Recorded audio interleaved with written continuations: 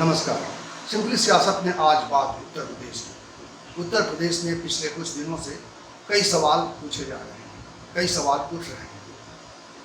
हम उन सवालों पर चर्चा करेंगे, लेकिन उससे पहले मैं आपको बता दूं, ये जो सवाल हैं, ये सवाल कानून व्यवस्था को लेकर है, ये सवाल प्रदेश में चल रहे सिस्टम को लेकर है, यह सवाल प्रदेश में चल रही सरकार योगी आदित्यनाथ की सरकार की साख को लेकर है।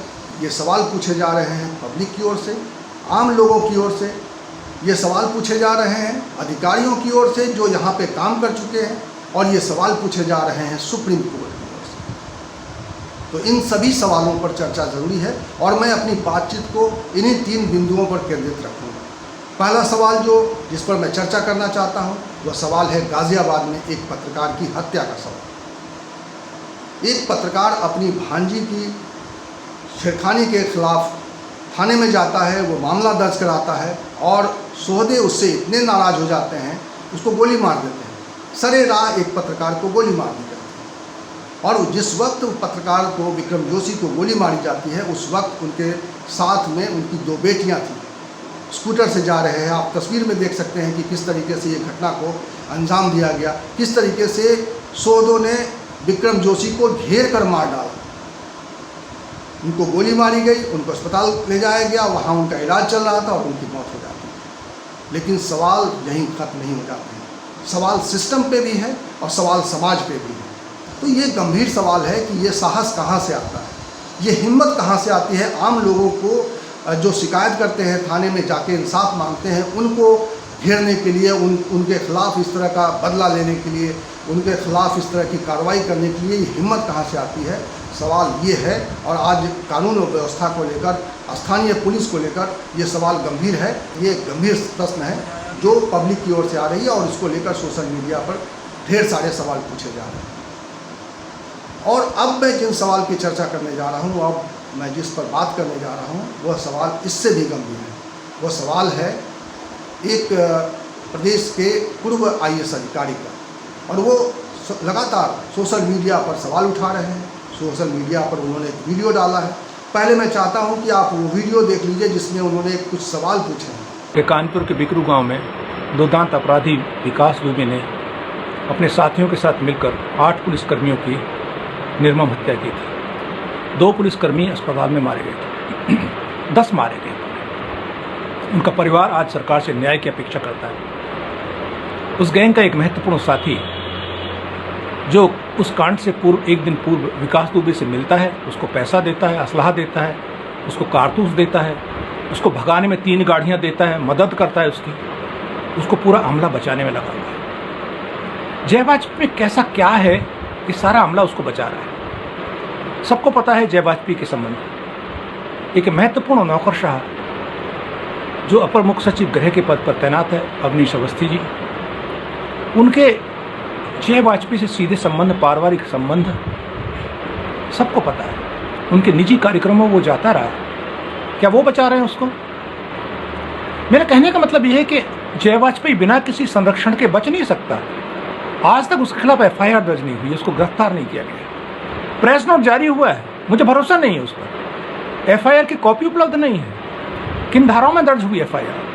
302, 307, 120B गैंगस्टर एक्ट, उन्हीं धाराओं में जो गैंग के सदस्यों के खिलाफ हुई है। नहीं करने देंगे नौकरशाह उनके खिलाफ। माननीय योगी जी, आपने सन्यासी से जो सिंहासन तक का सफर है वो लोग कल्याण के लिए तय किया है। लोग ऐसा अपेक्षा करते हैं कि इसमें निष्पक्ष जांच हो, लोगों को न्याय मिले, अपराधों से मुक्ति मिले। लेकिन अगर कोई ऐसा नौकरशाह जो आपको अपने बहुत नज़दीक बताता है, प्रभावशाली बहुत है, वो अगर संरक्षण देगा अपराधियों को, तो कैसे न्याय मिलेगा, कैसे निष्पक्षता होगी? ऐसे अधिकारी को आप अपने पास क्यों रखना चाहते हैं? हटाइए ऐसे अधिकारियों को। सूर्य प्रताप सिंह पिछली सरकार में अहम पदों पर रहे हैं, कई महत्वपूर्ण विभागों में रहे हैं और लगातार मुखर रहे हैं। अपनी सेवा में रहते हुए भी SP सिंह, सूर्य प्रताप सिंह काफ़ी मुखर अधिकारी माने जाते रहे, और रिटायरमेंट के बाद भी वो लगातार सवाल उठा रहे हैं, लगातार अपनी बात मीडिया के जरिए, सोशल मीडिया के जरिए रख रहे हैं। इन सवालों का मायने हैं, वो सवाल कर रहे हैं जो विकास दुबे पूरे कांड की जांच चल रही है उसको लेकर सवाल कर रहे हैं।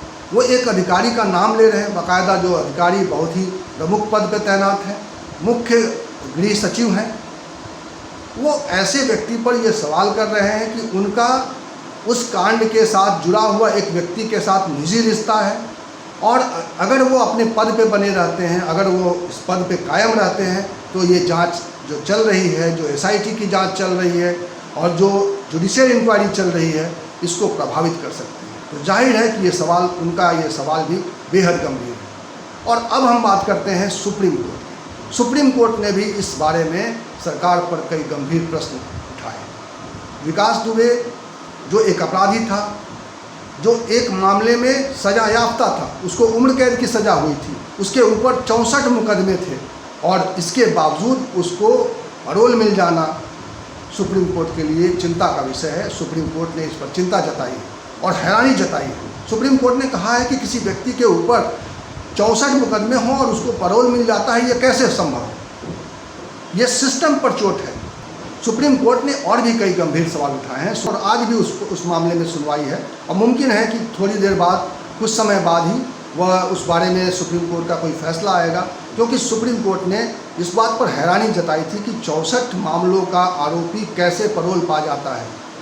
ये हैरान कर देने वाली बात है, ये परेशान कर देने वाली बात है। और जब सुप्रीम कोर्ट से इस तरह के सवाल आ रहे हैं, तो जाहिर है जनता के बीच में इस तरह का एक जो मैसेज गया है कि क्या इस पूरे मामले में, विकास दुबे प्रकरण में जो इतना बड़ा मामला बन गया है, क्योंकि इसमें जो एक अपराधी और राजनेता और अधिकारियों के बीच में जो त्रिकोण, ये जो साठगांठ की बात आ रही है, और पब्लिक चाहती है, लोग चाहते हैं कि इसका खुलासा हो, ये पूरा प्रकरण साफ हो कि कौन कैसे किसकी मदद कर रहा था और किस तरीके से अपराध का इतना बड़ा षड्यंत्र रचा जा रहा था प्रदेश में, और बहुत ही शांति से ये काम चल रहा था और बहुत लंबे समय से चल रहा था। एक ऐसा अपराधी जो सजायाफ्ता कैदी है, वो पैरोल पे रहता है और वो इस तरह की घटनाओं को अंजाम देता है, जिसमें 10 पुलिस वालों का मौत के घाट उतार दिया जाता है, उनको शहादत देनी पड़ती है। तो ये बड़ा सवाल है कि ऐसे बड़े प्रकरण में जो जांच चल रही है, क्या इस पूरी जांच से जो सच्चाई है वो सामने आएगी? सुप्रीम कोर्ट में इसको लेकर कंसर्न है। सुप्रीम कोर्ट ने इसको लेकर एक चिंता जताई है,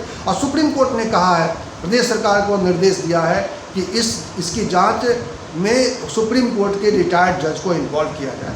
हालांकि सुप्रीम कोर्ट के इस निर्देश को राज्य सरकार मानने के लिए तैयार है, और हमें उम्मीद करनी चाहिए कि जो अब नया स्ट्रक्चर होगा, जो नया फॉर्मेट बनेगा इस जांच टीम का, उसमें निश्चित रूप से सुप्रीम कोर्ट के रिटायर्ड जज की निगरानी में ये सब पूरा जांच होगा। और जो जांच के बाद जिन सवालों का जवाब पब्लिक चाहती है, जिन सवालों के ऊपर जवाब पब्लिक के मन में है कि उन सवालों का जवाब सामने आना चाहिए, ये कौन लोग हैं, और इस बारे में जो इंसाफ की सबसे बड़ी उम्मीद है कि वो जो 8 और 10 पुलिस वालों को जो शहादत देनी पड़ी है, और इतना बड़ा अपराधी जो है, वो इतना बड़ा अपराधी बनाने के पीछे कौन लोग थे, उसकी इस मंशा को यहाँ तक पहुँचाने वाले कौन लोग थे, क्योंकि उसका पुलिस महकमे में ऊंचे अधिकारियों से, बड़े पदों पर बैठे हुए अधिकारियों से उसकी साठगांठ थी, उसकी दोस्ती थी, और वो उनकी मदद कर रहे थे। पूरे प्रकरण में पुलिस के साथ उसकी साठगांठ, उस पूरे प्रकरण में अधिकारियों के साथ, बड़े प्रदेश में बड़े अधिकारियों पर, ऊंचे पदों पर बैठे हुए अधिकारियों के साथ साठगांठ की लेकर शिकायतें आ रही हैं, सवाल आ रहे हैं, सवाल उठ रहे हैं। इन सवालों का जवाब आना बेहद ज़रूरी है। ये सवाल इसलिए भी गंभीर है क्योंकि इन सारे सवालों के केंद्र बिंदु में वो सरकार में जो आला अधिकारी हैं, वो भी इसके शक के दायरे में है। क्योंकि PUCL ने एक बात और बहुत ही महत्वपूर्ण उठाया था कि इस पूरे प्रकरण में अगर जांच में उच्च स्तर पे अगर प्रदेश के अधिकारी शामिल रहते हैं, तो इंसाफ नहीं मिल पाएगा, जांच सही दिशा में नहीं बढ़ पाएगी और पूरी तरह से निष्पक्ष नहीं होगा। अब सवाल उठता है कि क्या सरकार इन सारे सवालों का जवाब तलाश रही है? क्या लोगों की ओर से जो सवाल आ रहे हैं उसका जवाब सरकार के पास है और सरकार उसका जवाब देना चाहती है? सरकार ऐसे अपराधियों को जो गाज़ियाबाद में अपनी हिमाकत दिखाते हैं उनका जवाब देगी? सरकार जो अधिकारी सवाल कर रहे हैं, जो सूर्य प्रताप सिंह सवाल कर रहे हैं, जो SP सिंह सवाल कर रहे हैं, उस सवाल का जवाब देना चाहती है, उस सवाल पर कुछ कहना चाहती है? और आखिर में जो सुप्रीम कोर्ट ने जो सवाल खड़े किए हैं विकास दुबे प्रकरण को लेकर, विकास दुबे मामले की जांच को लेकर, क्या सरकार उस पूरे मामले की निष्पक्ष जांच के लिए दृढ़ प्रतिज्ञ है? ये हमारा आज का सवाल था। इस वीडियो में फिलहाल इतना ही।